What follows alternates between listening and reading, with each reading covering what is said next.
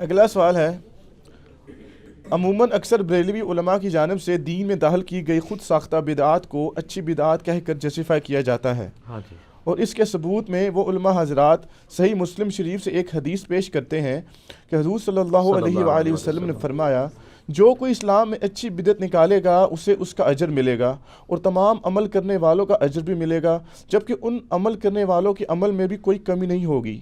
کیا ایسی کوئی حدیث ہے؟ اگر ہاں تو پلیز اس کی تشریح کر دیں۔ یہ حدیث میں نے کئی دفعہ اس کی تشریح کی ہے، اس صحیح مسلم کی حدیث سے بالکل غلط رزلٹ نکالا، اور بریلوی علماء نے یہ خصوصاً ڈاکٹر طاہر القادری صاحب نے، الیاس قادری صاحب نے یہ چیز عوام میں پھیلا دی کہ اچھی بدعت بھی ہوتی ہے، بری بدعت بھی ہوتی ہے، اور سارا اس حدیث سے لیا۔ اس حدیث میں تو بدعت کے الفاظ ہی کہیں موجود نہیں ہیں، اور یہ اس حدیث کا آخری ٹکڑا بیان کرتے ہیں، اور وہ یہ ہے کہ نبی علیہ السلام نے فرمایا جس نے اسلام میں اچھا طریقہ جاری کیا، سنتن حسنتن، یا حالت رفع میں پڑھیں گے تو سنتن حسنتن، اور سنتن سیئتن، برا طریقہ اور اچھا طریقہ۔ جس نے اچھا طریقہ جاری کیا، جتنے لوگ اس پہ عمل کریں گے اس کا ثواب اس کو ملے گا، اور ان عمل کرنے والوں کے ثواب میں بھی کمی نہیں ہوگی، لیکن لیڈر کو زیادہ ثواب ملے گا کیونکہ انہوں نے ابتدا کی۔ اور جس نے اسلام میں برا طریقہ جاری کیا، جس نے اس پہ عمل کیا، اس کا وبال ان لوگوں پہ ہوگا جنہوں نے جاری کیا، اور جو کرنے والے ان کے وبال میں بھی کمی نہیں ہوگی، کیونکہ انہوں نے بھی تو اپنی مرضی سے کیا نا۔ یہ نہیں ہے کہ حضرت صاحب ہمارا بوجھ اٹھا لیں گے، اس طرح نہیں ہوگا۔ یہ حدیث آدھی پیش کرتے ہیں، اس حدیث کو اگر یہ پورا پڑھ لیتے مسلم شریف سے تو ان کو معاملہ کلیئر ہو جاتا۔ پوری حدیث صحیح مسلم میں اس طرح ہے کہ یہ آپ کو یہ حدیث کتاب العلم چیپٹر میں نا مشکات میں بھی مل جائے گی مسلم شریف کے حوالے سے، کہ ایک قبیلہ نیو مسلم ہوا، ظاہر آپ کو پتا عرب کے اندر بڑی غربت تھی، وہ نبی علیہ السلام کے پاس آئے، ایمان قبول کیا، آپ علیہ السلام نے ان کی حالت دیکھی، کسی کے پاؤں میں جوتی بھی نہیں ہے، کپڑے بھی پورے نہیں ہیں، اور ان کے چہرے بھی ایسے لٹکے ہوئے ہیں جیسے ان کے اوپر کئی دنوں کے فاقے ہیں۔ تو آپ علیہ السلام کا چہرہ انور کے جو ہے نا اس پہ آثار آگے، یعنی غم کی وجہ سے۔ آپ نے سیدنا بلال کو کہا اذان دو، نماز کا وقت ہے، اذان دی گئی، آپ نے کہا ممبر لگاؤ، سب کو روک لیا گیا۔ نبی علیہ السلام نے پہلے تو آیت پڑھی سورہ نساء کی، یا ایھا الناس اتقوا ربکم الذی خلقکم من نفس واحدہ، اے لوگو اس رب کا تقوی اختیار کرو جس نے تمہیں ایک جان سے پیدا کیا، اس جان سے اس کا جوڑا بنایا، یعنی حضرت آدم سے حوا کو، پھر ان دونوں سے کثیر تعداد میں مرد و عورت زمین میں پھیلا دیے۔ پھر آپ علیہ السلام نے سورۃ الحشر کی وہ آیات تلاوت کی، اے لوگو اللہ کا تقوی اختیار کرو اور ہر جان دیکھے کہ اس نے آگے کے لیے کیا بھیجا ہے، یعنی آپ نے ترغیب دلائی کہ آخرت کے بینک میں اللہ کے اپنا مال بھیج کے سٹور کرو۔ اور آپ علیہ السلام نے یہ آیات پڑھنے کے بعد کہا کہ صدقہ کرو، اپنے آپ کو دوزخ کی آگ سے صدقے کے ذریعے بچاؤ، خواہ ایک کھجور ہی صدقہ کر دو۔ بس یہ ترغیب دلائی تو لوگ اپنے گھروں میں گئے۔ وہ جو تھے وہ بھی کوئی امیر زادے نہیں تھے، غریب لوگ ہی تھے، اپنی اپنی حیثیت کے مطابق انہوں نے مسجد نبوی کے صحن میں لا کے سامان رکھنا شروع کر دیا۔ سب سے پہلے جو بندہ آیا نا وہ ایک انصاری تھا، اتنا بڑا بورا اس نے اٹھایا ہوا تھا، گھر کا جتنا سامان وہ بہتر سمجھتا تھا نا کہ وہ دے سکتا ہے، وہ سارا اس میں سمیٹا، اور بڑی مشکل سے صحابہ کرام کہتے ہیں گھسیٹتا ہوا مسجد تک آیا، کہ اتنا وزنی تھا، اور لا کے مسجد کے صحن میں رکھا۔ تو باقی لوگوں کو ترغیب ہوئی کہ یار اس بندے نے اتنا سامان لا کے دیا ہے، تو سب لوگ اپنے اپنے گھروں میں گئے اور جا کے انہوں نے اللہ کی راہ میں خرچنے کے لیے رکھا۔ اور نبی اسلام صحابہ کرام کہتے ہیں آپ کا چہرہ مبارک سورج بلکہ سونے کی طرح چمکنا شروع ہو گیا خوشی کی وجہ سے، جب مسجد نبی میں اتنا ڈھیر لگ گیا۔ تو آپ علیہ السلام نے اس شخص کے لیے فرمایا تھا جس نے ابتدا کی تھی اس بورے کے ذریعے، کہ جس نے اسلام میں اچھا طریقہ جاری کیا، جتنے لوگ اس پہ عمل کریں گے اس کا ثواب بھی اس کو ملے گا۔ پہلا بارش کا قطرہ وہ بنا نا۔ اب کانٹیکسٹ کیا تھا، اس میں کون سی نئی بدعت جاری ہوئی تھی، صرف طریقے کی بات ہے، اس لیے الفاظ ہے سنتن حسنتن اور سنتن سیئتن۔ طریقہ اسلام میں جاری کرنا، واقعی ہم نے نہیں طریقہ جاری کیا یوٹیوب پہ ویڈیوز بنا کے، اسلام میں اچھا طریقہ ہے۔ امام بخاری امام مسلم نے صحیح مسلم اور بخاری لکھ کے اسلام میں ایک اچھا طریقہ جاری کیا ہے۔ حدیثیں نہیں اپنی بنا کے لکھی، حدیثیں وہی ہیں، اور اس کا اچھا طریقہ گوروں نے پرنٹنگ پریس آپ کو دے دیا، دارالاسلام والوں نے پرنٹ کر کے کلرڈ آپ کو کاپیز نکال دی۔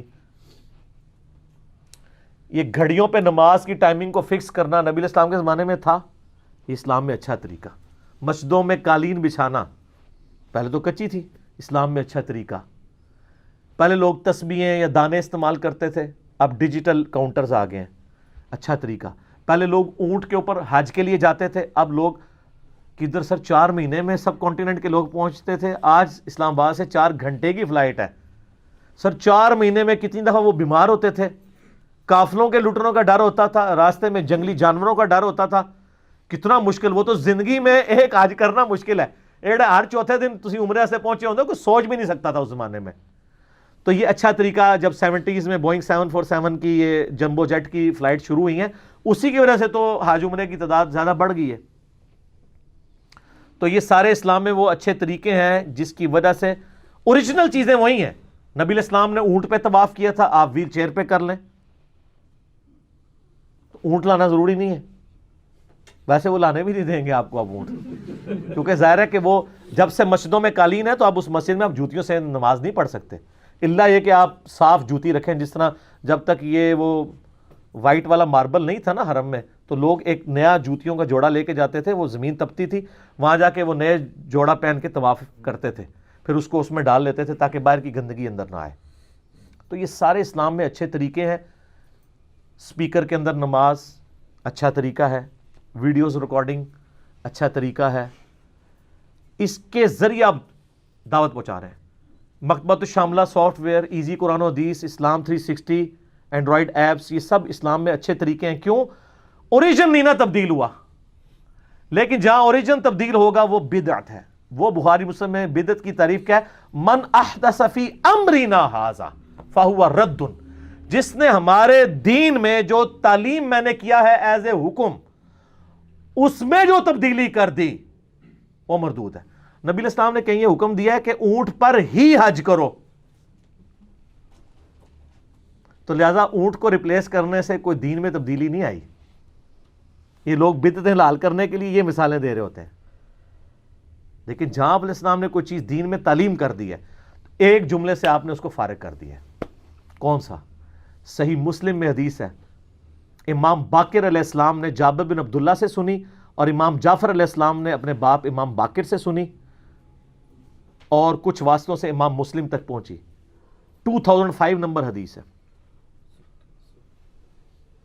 کہ نبی علیہ السلام جب بھی خطبہ دیتے تھے تو کہتے تھے اما بعد فإن خیر الحدیث کتاب اللہ وخیر الہدی ہدی محمد صلی اللہ علیہ وآلہ وسلم وشر الامور محدثاتها وکل محدثۃ بدعہ وکل بدعۃ ضلالہ وکل ضلالۃ فی النار۔ کچھ الفاظ ابو داؤد ترمذی کے ہیں، کچھ سنن نسائی کے ہیں۔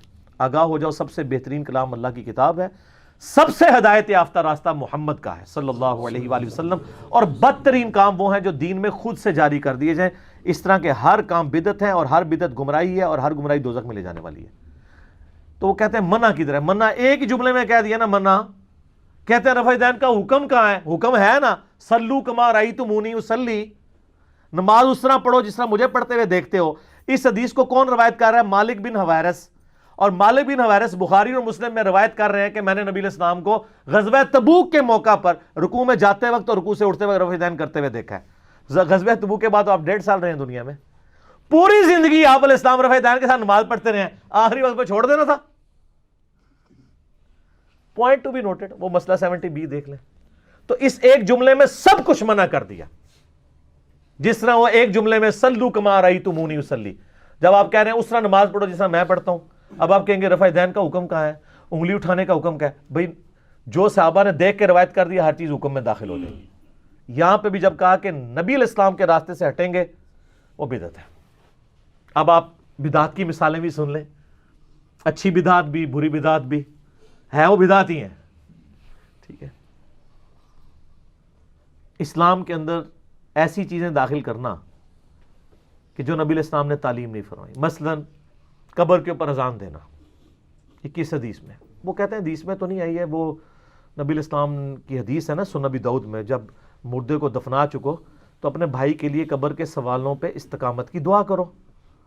تو سر تو قبر پہ دعا کریں نا, ہم تو کرتے ہیں دفنانے کے بعد. وہ کہتے ہیں نہیں وہ قبر کے سوال ہونے ہیں نا, تو وہ جب اذان دیں گے نا تو اذان میں ان سوالوں کے جواب آ رہے ہیں نا تو اس کو پتہ چل جائے گا. تو یہ دین میں خود طریقہ داخل کر دیا.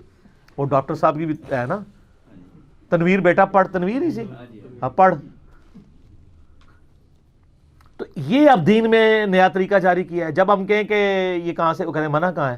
منع ہے سر مسلم شریف میں کہ جو محمد سے ہٹ کے راستہ ہے صلی اللہ علیہ وآلہ وسلم, وہ منع ہی ہے, بدترین کام ہے. اور پھر اس میں پھکی بھی دیتا ہوں کہ عید کی اذان منع کدھر ہے, جنازے کی اذان منع کدھر ہے؟ وہاں کہتے ہیں نہیں وہ تو ثابت نہیں ہے. تو آپ کی تو ڈیفینیشن تھی جو ثابت ہو یا نہ ہو, نیکی کا کام کوئی بھی ہے وہ کر لیا جائے. تو اب آپ مان گئے. اور اس کو سپورٹو کتنی حدیثیں ہیں. بخاری مسلم میں ایک حدیث ہے, نبی علیہ السلام نے ایک صحابی کو وضو کے بعد کی دعا تعلیم کی. اس میں الفاظ تھے بنبیک الذی ارسلتا, میں ایمان لایا اس کتاب پہ جو تیرے نبی کے ساتھ نازل ہوئی. اس صحابی نے دعا بعد میں پڑھی تو پڑھ دیا برسولک الذی ارسلتا. تو نبی علیہ السلام نے کہا تم نے میرے الفاظ کیوں چینج کیے ہیں؟ حالانکہ اس صحابی کے الفاظ زیادہ بہتر تھے, سپرلیٹو ڈگری تھی. نبی تو سارے ہی ہیں, رسول تو صرف 315 ہیں. لیکن نبی علیہ السلام نے کہا یہ نہیں کہنا, وہی کو جو میں نے کہا ہے. جامعہ ترمذی میں حدیث ہے, ایک شخص کو چھینک آئی, اس نے پڑھا الحمدللہ والسلام علی رسول اللہ, اللہ کی حمد ہے, صلاۃ والسلام نبی علیہ السلام پہ. تو عبداللہ بن عمر نے کہا میں بھی یہ پڑھتا ہوں, مجھے اس سے اختلاف نہیں کہ آپ پڑھو الحمدللہ والسلام علی رسول اللہ, لیکن چھینک میں نہیں پڑھتا, کیونکہ نبی علیہ السلام نے چھینک کے جواب میں ہمیں صرف الحمدللہ یا الحمدللہ علی کل حال تعلیم کی ہے. اس نے نہیں آگے سے کہا حضور آپ درود کے منکر ہیں. تو یہ عبداللہ بن عمر جو چھینک پہ درود نہیں پڑھنے دے رہا, وہ اذان سے پہلے پڑھنے دے گا؟ ہاں اذان کے بعد پڑھیں. وہ بھی یہ نہ ہو کہ جب بجلی ہو تو آپ پڑھ لیں, بجلی نہ ہو تو نہ پہلے پڑھیں نہ بعد میں پڑھیں, کیونکہ جن کے لیے پڑھ رہے ہیں وہ تو بجلی بند ہے, کیوں نہیں؟ بعد میں پڑھیں. مسلم شریف میں حدیث ہے جس نے اذان کا جواب دیا اس کے بعد درود شریف پڑھا اور پھر الوسیلہ والی دعا مانگی, میری شفاعت اس کے لیے حلال ہو جائے گی الحمدللہ. تو بدعت کے والے سے میں نے 5 گھنٹے کی ریکارڈنگ کرائی ہے, مسئلہ 75A اور B. اس میں نے یہ سارے ٹاپکس اس کی نٹی گریٹیز تک ڈسکس کی ہیں. جو یہ دھوکے دیتے ہیں نا کہ جی وہ اچھا طریقہ, وہ کہتے ہیں نہیں اسپیکر میں نماز جی, وہ جی مسجدوں کے محراب جی, وہ مسجد کے قالین, مسجد کے AC, مسجد کے مینار. سر یہ دین میں کہاں سے داخل ہوئے ہیں؟ یہ تو طریقے ہیں. دین میں تب ہوتے ہیں جب ہمارے دل میں یہ نیت ہوتی کہ اوپر اس قالین کے اور نیچے اس پنکھے کے اور سامنے اس AC شریف کے. سارا وہ شریف ہی ہو جائے گا نا, جب نماز کے اندر وہ داخل ہو گیا تو پھر AC شریف, قالین شریف. یہ کون کہتا ہے؟ دھوکہ دیتے ہیں. جو دنیاوی طریقے ہیں, دین کو جو سپورٹیو چیزیں ہوں گی نا وہ طریقے ہوں گے, اور دین خود سے جو ہوگا نا وہ سنت ہے, اس کو آپ نہیں بدل سکتے. جو مرضی ہو جائے آپ اس کو بدل نہیں سکتے. کوئی کہے جی فجر کی میں 4 فرض پڑھوں گا, خیر زیادہ ہی پڑھے ہیں نا, طریقہ چھوٹ گیا, کیونکہ نبی علیہ السلام نے 2 پڑھے. تو نبی علیہ السلام سے ہٹ کے, یہ میرا ایک گولڈن کوڈ یاد رکھیے گا, دنیا کا نیک سے نیک کام بھی اللہ کے حضور مردود ہے اگر وہ نبی علیہ السلام کے طریقے پہ نہیں ہے. اور دنیا کا حقیر ترین کام جس کو آپ اپنے زوم میں حقیر سمجھ رہے ہوں گے, ہوگا نہیں, وہ سنت عمل ہے تو اللہ کو محبوب ہے. اس لیے جامعہ ترمذی میں حدیث ہے کہ 6 لوگوں پہ اللہ کی لعنت ہے, ان میں سے ایک وہ ہے جو میری سنت کو چھوڑ دے حقیر سمجھ کے. ایک سستی کی وجہ سے چھوڑتا ہے ٹھیک ہے, حقارت نہ کرے. اچھا مسواک کے فضائل پہ آپ کو یہ سنائیں گے. جیسے ہی رفع الیدین کی باری آئے گی نا, نال ہی کھوتی مر جائے گی. اچھا کھوتی مر جائے گی, ہوتا ہے کسی کو سمجھنا ہے, یعنی لوگ اپنے سفر کے لیے, کام کاج کے لیے پرانے زمانے میں گدا یا گدی رکھا کرتے تھے. تو یہ محاورتاً ایک بات بولی جاتی ہے کہ جب کسی کو کام کہیں نا تو وہ آگے سے یہ بہانہ کر دے کہ جی میرا تو گدھا ہی مر گیا, تو میں نے, حالانکہ مرا نہیں ہوتا, وہ کم جوان دی موت, جوان آدمی کی موت ہے کام کرنا. تو یہ محاورتاً بات بولی جاتی ہے کہ سنتیں صرف وہ انہوں نے عمل کرنی ہے جو بزرگوں نے جاری کی ہیں.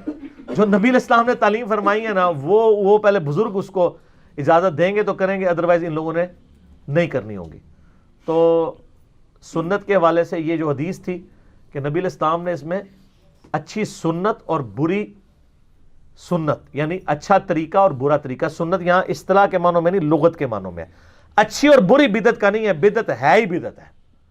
وہ تو میں نے آپ کو حدیث شریف پڑھ کے بتا دی. تو منع کہاں ہے؟ ایک ہی جملے میں منع ہے. اب آپ کو نبی علیہ السلام سے ہر عمل وہ ثابت کرنا پڑے گا جو ایز اے دین ہو. دین کے طریقے کے لیے آپ کو کوئی نہیں کہتا ثابت کریں، وہ کون مانے گا؟ اس کو آپ یہ نہیں کہیں گے. اور پھر مثال اس کی لیتے ہیں جی، دیکھیں جی یہ بخاری شریف تو نبی علیہ السلام نے نہیں لکھوائی. بھئی اصل اس کی دین میں موجود ہے کہ نبی علیہ السلام نے حدیثیں لکھوائیں، انہی حدیثوں کو انہوں نے لکھ دیا. یہ طریقہ ہے. یہ بخاری شریف لکھنے کا ثبوت مسلم شریف سے ہے. اسلام میں اچھا طریقہ. لیکن آپ لوگ کیا کرتے ہیں؟ لکھا ہوتا ہے نماز کا طریقہ، اندر بزرگوں کا طریقہ لکھا ہوتا ہے. میں نے آپ کو بتایا نہیں ہے کہ بہار شریعت میں نماز والے چیپٹر میں وہ ساری حدیثیں لے کے آئے ہیں نماز کے فضائل پہ. طریقے پہ کوئی نہیں لے کے آئے بخاری مسلم سے، کوئی طریقہ ان کے خلاف تھا. اور پھر ساتھ ایک لکھا نوٹ. ہمارا مقصد احادیث سے نماز کے طریقے کو ثابت کرنا نہیں ہے، ہم تو برکت کے لیے حدیثیں لکھ رہے ہیں. رہا طریقہ تو ہمارے بزرگ پہلے ہی کام پا کے ٹر گئے نے. تو لہٰذا وہ کام پی گیا ہے، سانوں بھی وہ کام پی گیا ہے. اسی انہیں اپنے اس کام تو نہیں ہٹنا. ٹھیک ہو گیا.